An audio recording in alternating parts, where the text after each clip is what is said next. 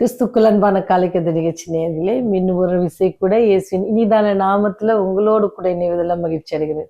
இந்த காலைக்கதை நிகழ்ச்சி உங்களுக்கு ஆசீர்வாதமாக இருக்க இயேசுவின் நாமத்துல வாழ்த்துதல் கூறுகிறேன். இன்னைக்கு வருகிற வாக்குத்தத்தத்தின் செய்தி எங்கிருந்து பார்த்தீங்கன்னு சொன்னா, மத்தேயு 11ஆம் அதிகாரம் 28வது வசனம்.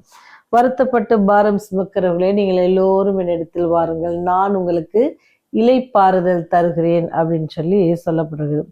ஒரு சமயம் ஒரு மனுஷன் என்ன செஞ்சாருன்னு சொன்னா, மருத்துவரிடம் சென்றார். ஒரு மருத்துவர்கிட்ட போய் சொல்றாரு, எனக்கு என்னது இருக்கு, மனசோர்வு அதிகமாக இருக்கிறது, அதனால நீங்க என்ன செய்யுங்க, என்ன ஏதாவது எனக்கு பண்ணி நீங்க உதவி செய்யணும் அப்படின்னு சொன்னார். எனக்கு எந்த வேலையில நான் செய்யும் போது முழு நாட்டம் இருக்க மாட்டேங்குது, எதையோ பார்த்தாலும் பிடிக்கல, சாப்பிட பிடிக்கல, உறக்கம் வரல, இப்படி நிறைய கம்ப்ளைண்ட் சொல்லி சொன்னோடனே மருத்துவர் அவரை சோதித்து பார்க்குறாரு. பார்த்தா அவருக்கு உடல் ரீதியாக எந்தவித வியாதியும் இல்லை.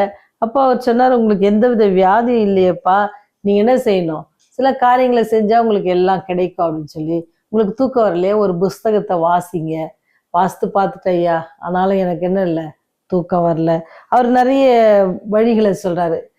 சில பிடித்தமான பாடல்களை கேளுங்க, அதையும் கேட்டு பார்த்துட்டேன், ஆனாலும் என் மனசில் என்ன இல்லை, ஒரு நம்பிக்கை இல்லை, ஒரு சமாதானம் இல்லை, எப்பவுமே சோர்வாகவே இருக்கிறேன் அப்படின்ட்டு திருப்பி சொல்றாரு.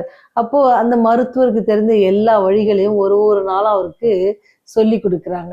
ஒவ்வொரு நாளும் சொல்லும் பொழுது இவர் சொல்றாரு, ஐயா இதெல்லாம் நான் பண்ணிட்டேன், எனக்கு முடியல, வேற ஏதாவது ஏதாவது உனக்கு சொல்லுங்க.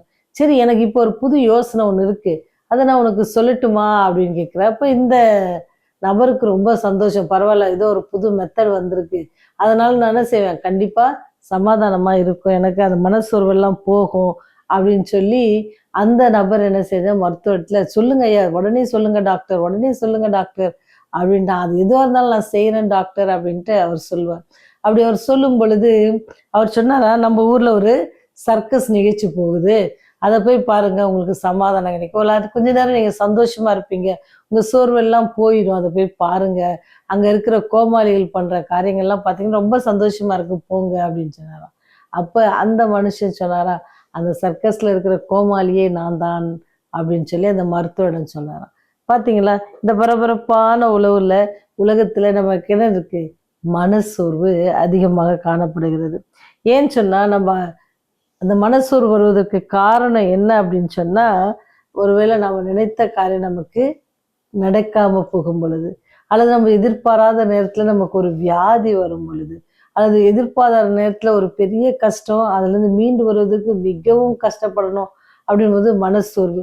ஒரு கஷ்டம் முடிஞ்சிருச்சு, இந்த பிரச்சனை முடிச்சிட்டேன், இனிமேல் கொஞ்சம் நல்லா இருக்கும் வாழ்க்கை அப்படின்னு நினைச்சு இருக்கும் பொழுது இன்னொரு கஷ்டம் வரும் பொழுது நமக்கு என்ன வந்துடும்னா மனசோர்வு வரும்.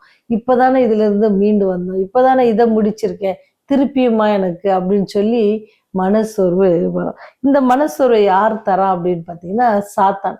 நமக்கு தைரியம் இருந்தாலும் கூட நமக்கு என்ன செய்வான், அந்த மனசோர்வை தந்துடுவான். ஒரு தடவை மனசோர்வு வந்துச்சுன்னா அடுத்த காரியங்களை நம்மளால செய்ய மாட்டோமா, தொடர்ந்து நல்லபடியா நம்மளால செய்ய முடியாது. அதை தடுப்பது தான் யாரோட வேலை அப்படின்னு சொன்னா சாத்தான். அவன் நமக்கு அடுத்த காரியத்துக்கு போவோம், பரவாயில்ல இந்த பிரச்சனையை முடிச்சுட்டோம், அடுத்த பிரச்சனையை முடிப்போம், தேவன் நம்மோட கூட இருக்கிறார் அப்படின்னு நினைக்கும் பொழுது சாத்தான் இடைப்பட்டு சொல்லுவான், இன்னொரு பிரச்சனையை தருவான், மனசோர்வு தருவான். என்ன நீ எவ்வளவு நாளா செஞ்சிட, இந்த கடவுளை நீ எவ்வளவு நாளா நம்பிட்டு இருக்க, இவருக்காக நீ வாழணும்னு நினைச்சிட்டு இருக்க அப்படிலாம் சொல்லி மனசோர்வு. அவர் பாரு உன்னை கண்டுக்கவே இல்லை, உன்னுடைய நெய்பர் பாரு எப்படி, அவர் நாளும் ஒரு மேனியும் பொழுது ஒரு வண்ணமாக அப்படியே ரொம்ப அவனுடைய வளர்ச்சி மிகவும் ஸ்பீடா இருக்குது, அவன் இத்தனைக்கும் கடவுள்கிட்ட மாசத்துக்கு ஒரு தடவை தான் அவன் சர்ச்சுக்கு கூட போறான் அப்படிலாம் சொல்லி நம்மை மனசோர்வு அடைய செய்வது சாத்தானின் வேலை.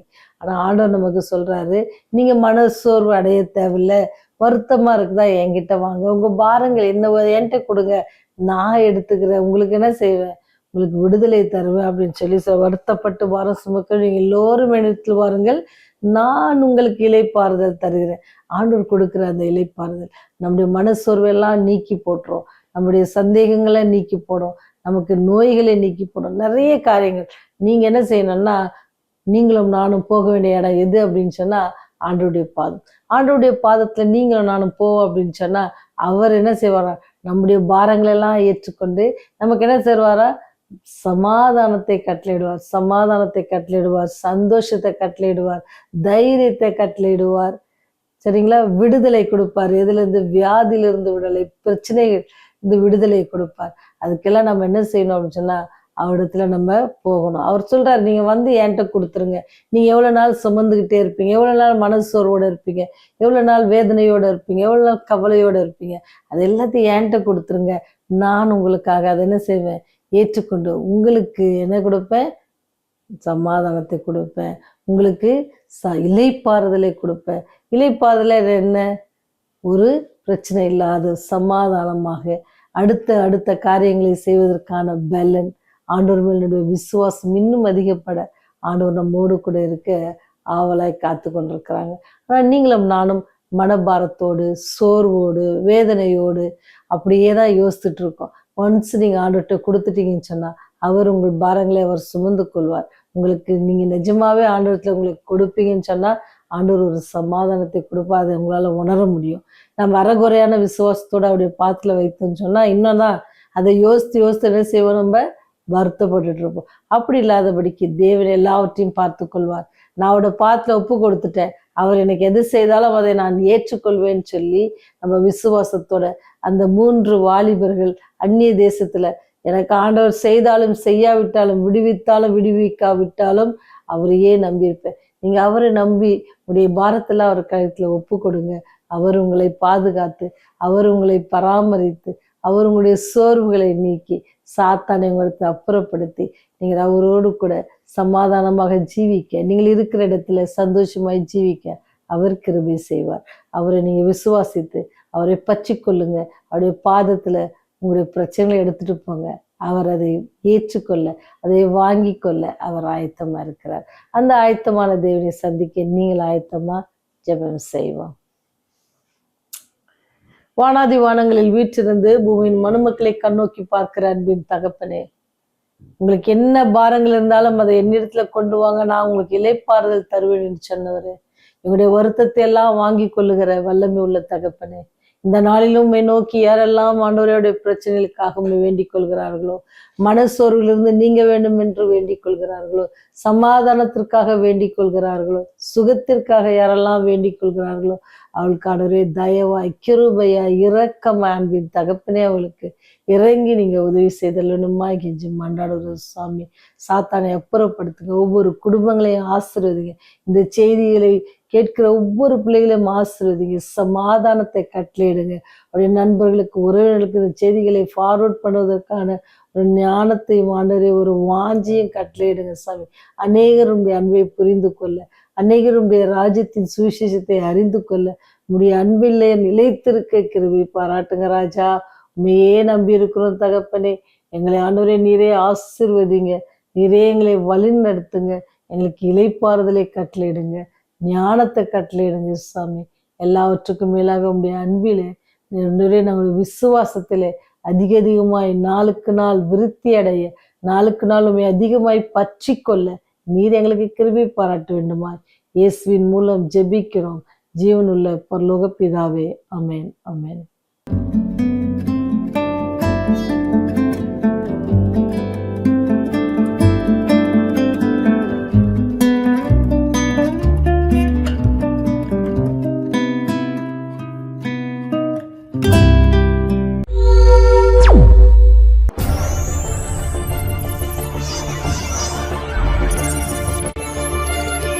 நீங்கள் பார்த்துக் கொண்டிருப்பது உங்கள் ரிவைவர் டிவி.